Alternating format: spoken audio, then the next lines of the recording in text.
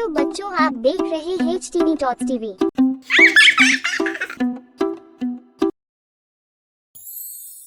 लुधियाना के सुनील और उसकी बीवी रीटा एक अच्छे और संपन्न परिवार से ताल्लुक रखते थे।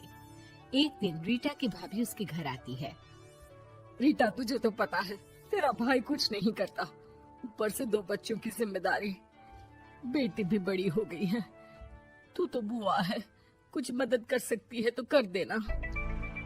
कहाँ पैसे हैं भाभी, बस समझ लो किसी तरह हम लोग भी दिन काट रहे हैं। 2 ही तो कार है और मेरी बेटी भी बड़ी हो रही है। अब उसके लिए कार लेनी है तो 10 लाख का खर्चा तो लग ही जाएगा। तभी वहाँ सुनील आ जाता है। अरे शशि, क्या है, तू हमेशा पैसों के लिए परेशान क्यों रहती है? वैसे क्या जरूरत थी बेटी की शादी इतने बड़े घर में तय करने की? अरे पैसे नहीं थे तो ऐसे ही कर देती कहीं शादी।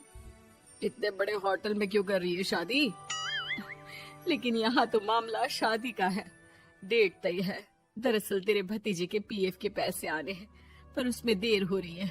जैसे ही पैसे आ जाएंगे मैं तेरे अकाउंट में डलवा दूंगी। ठीक है, हम लोग सोचकर बताएंगे। तभी वहाँ भतीजा आ जाता है। फूफा जी, आप लोग ही मदद कर सकते हैं, वरना तो कैसे काम होगा समझ में ही नहीं आ रहा।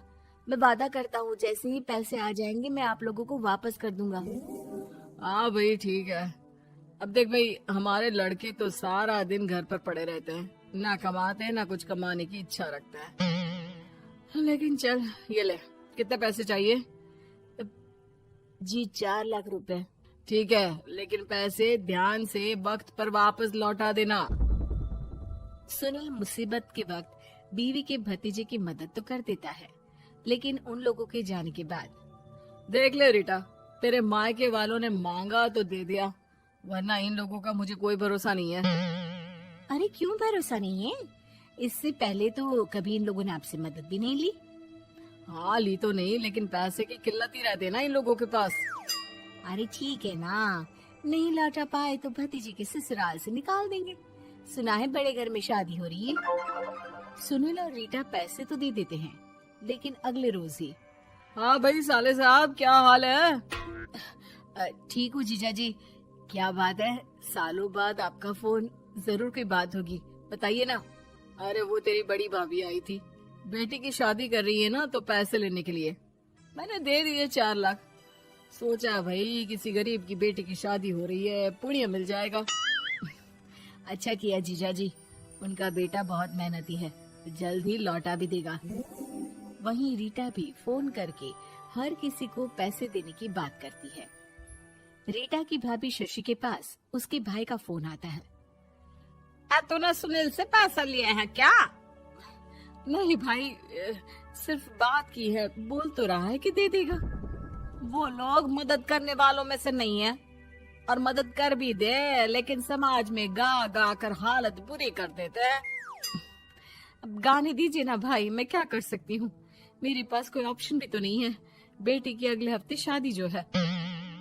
शशि की बेटी की शादी हो जाती है, लेकिन शादी के 1 महीने बाद ही सुनील का फोन भतीजे के पास आता है। हाँ भाई, शादी तो हो गई हम लोगों की दुआ से। अब देख, ऐसा ही फायदा होता है पैसे वाले रिश्तेदार हो तो। तेरे वक्त पर हम कैसे खड़े हो गए थे, लेकिन अब पैसा लौटा दे भाई। जी मैंने PF के लिए अप्लाई कर दिया था, उसकी नोटिफिकेशंस मैं आपको भी भेज देता हूँ। मुझे लगता है 10 दिन में पैसे आ जाना चाहिए। जैसे ही पैसा आएगा मैं आपके अकाउंट में डाल दूंगा। और ना जी ना, कोई नोटिफिकेशन नहीं चाहिए, पैसा चाहिए, पैसा। ठीक है अंकल, बस 10 दिन का समय दे दीजिए। अभी हफ्ता भी पूरा नहीं होता कि भतीजे के पास उसके गांव के दूर के चाचा का फोन आता है। अरे बेटा, क्या बात है, सुनील के कोई पैसे ले रखे हैं तो दे क्यों नहीं देता? हाँ चाचा जी, बात तो हुई थी, 10 दिन का वक्त मांगा है, उम्मीद है हो ही जाएगा। अरे फोन कर रहा है, रोज बता रहा था कि बेटी की शादी में मदद की थी। अब क्या है ना, भले ही शादी 10 दिन रोक देते, लेकिन सुनील से मदद नहीं लेनी चाहिए थी। याद है ना, मधु की मदद करके कितना बदनाम कर दिया था उसने पूरे घर को सोसाइटी में। हाँ चाचा जी, मैं भी यही सोच रहा था कि उन लोगों से मदद नहीं लेनी चाहिए थी। कई लोगों के फोन आ चुके हैं। वहीं रीटा अपनी भाभी को फोन कर देती है। क्या है भाभी, कब पैसे लौटाओगी? पता है ना ये कितना बोल रहे थे, तुम्हारे बोलने पर मैंने पैसे दिए हैं। भाभी अब तो आपके बेटे की कार बेच दो और हम लोगों के पैसे दे दो। अरे लेकिन रीटा, बात तो 3 महीने की हुई थी ना, अभी तो 2 महीने भी नहीं हुए पैसा लिए, थोड़ा तो सब्र करो। नहीं नहीं भाभी, वैसे मेरा बेटा डिक्कू आ रहा है आप लोगों के घर रहने के लिए, उसको अच्छे से खिलाना पिलाना, समझी? भाभी को समझ में नहीं आता कि वो क्या करे। वो बेटे से बात करती है। अरे माँ, इन लोगों से मदद लेकर सच में बहुत बड़ी गलती कर दी। मुझे खुद समझ में नहीं आता कि कैसे इन लोगों के पैसे जल्द से जल्द दे दूं। तभी डोरबेल बजती है और रीटा का बेटा डिक्कू घर में आता है। आओ बेटा, मामी के घर पहली बार आए हो रहने? आप पापा बोल रहे थे कि आप लोग पैसे का ब्याज तो दे नहीं पाओगे, तो तब तक मैं यहीं रह लूं। और हाँ, मैं एसी के बिना नहीं सो पाता, आप लोग अपना देख लेना और पैसे जल्दी लौटा देना, क्योंकि मैं थोड़ा जल्दी जाना चाहता हूँ। रीटा का फोन शशि के पास आता है। भाभी, पैसे कब तक दोगे? बेटी की विदाई के बाद शशि के घर का माहौल बिल्कुल बदल जाता है। वो हर वक्त बेटे से उसके पीएफ के पैसे पूछती, और पीएफ यानी कि सरकारी काम आजकल में पूरा 1 महीना और बीत जाता है। भाभी, मैं और ये अमेरिका जा रहे हैं, घूमने के लिए पैसों की बहुत जरूरत है। रीटा, मैं पूरी कोशिश कर रही हूँ कि जल्द से जल्द पैसे का इंतजाम कर दूं, लेकिन पक्का नहीं बोल सकती। तभी सुनील का फोन भतीजे के पास आता है। देख माना 3 महीने की बात हुई थी पैसे लौटाने के लिए, लेकिन अभी मुझे पैसों की काफी जरूरत है। मैं अमेरिका जा रहा हूँ, तो पैसे मैंने किसी से ब्याज में पकड़ लिए हैं। तू हर महीने 4 लाख का 20,000 ब्याज डाल देना मेरे अकाउंट में। सुनील फोन रख देता है, लेकिन भतीजा काफी परेशान हो जाता है। वो ऑफिस से शाम को घर आता है कि माँ पूछती है, क्या हुआ बेटा? बेटा माँ को सारी बात बता देता है। माँ भगवान के सामने हाथ जोड़कर खड़ी हो जाती है और रोने लगती है कि तभी बेटे का मोबाइल पर मैसेज बजता है।